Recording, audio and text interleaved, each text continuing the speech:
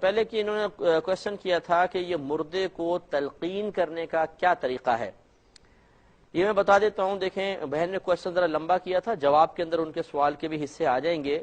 یہ طبرانی کی روایت ہے، ہم اپنے پاس سے نہیں کہہ رہے ہیں۔ خود نبی کریم صلی اللہ علیہ وسلم ارشاد فرماتے ہیں کہ جب تم مردے کو دفنا چکو اور لوگ چلے جائیں تو ایک شخص کو چاہیے کہ اس مردے کے سرہانے کھڑا ہو جائے اور پھر کہے اے فلاں بن فلانا، اس شخص کا نام لے اور اس کی ماں کا نام لے۔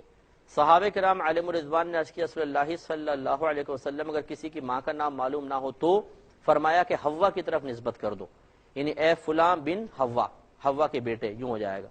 تو سرکار فرماتے ہیں جب تم پہلی مرتبہ نام لوگے تو مردہ سنے گا لیکن کوئی جواب نہیں دے گا، جب دوسری مرتبہ تم کہو گے اے فلاں بن فلانا تو وہ اٹھ کے بیٹھ جائے گا، اور جب تم تیسری مرتبہ کہو گے اے فلاں بن فلانا تو وہ کہے گا کہ اللہ تم پر رحم نازل فرمائے، مجھے کچھ تلقین اور نصیحت کرو۔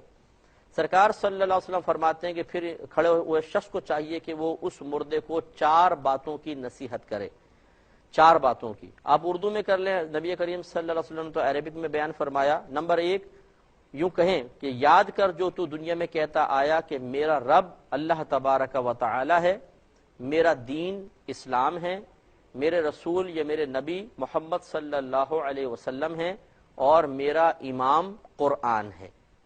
میرا رب اللہ تعالیٰ ہے، میرے رسول نبی کریم صلی اللہ محمد صلی اللہ علیہ وسلم ہے، میرا دین اسلام ہے، اور میرا امام قرآن ہے۔ امام مانے رہنما۔ تو سید دو عالم صلی اللہ علیہ وسلم ارشاد فرماتے ہیں کہ جب مردے کو اس طرح تلقین کی جاتی ہے اور پھر منکر نکیر آتے ہیں تو وہ آنے کے بعد کہتے ہیں کہ اب ہم اس مردے سے کیا سوال کریں کہ جسے اس کی حجت و دلیل پہلے ہی سکھا دی گئی ہے، تو پھر وہ بغیر حساب و کتاب کے ہی قبر سے رخصت ہو جاتے ہیں۔ تو اس لیے یہ شرح الصدور بھی شرح حال الموت والقبور میں بھی علامہ جلال الدین سیوطی صاحب رحمۃ اللہ علیہ نے نقل فرمائی ہے۔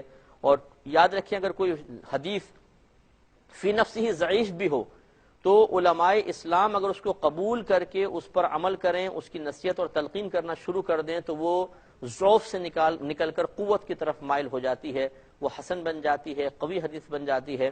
لہٰذا کئی طرق سے مروی ہونے کے ساتھ ساتھ اس کی آئمہ نے بھی اس کو آئمہ حدیث نے اس کو قبول کیا ہے، لہٰذا تلقین کرنی چاہیے، بہت اچھا ہے۔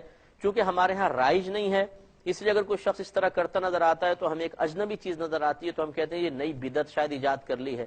تو یہ بدعت ایجاد نہیں ہوئی ہے، اصل میں اس کو بدعت کہنا خود ایک بدعت ہے، اس لیے کہ آپ نے دین سیکھا نہیں۔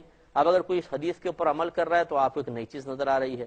بہتر یہ ہے کہ کسی کو بدعتی کہنے سے پہلے ذرا قرآن و حدیث کا مطالعہ کر لیا جائے۔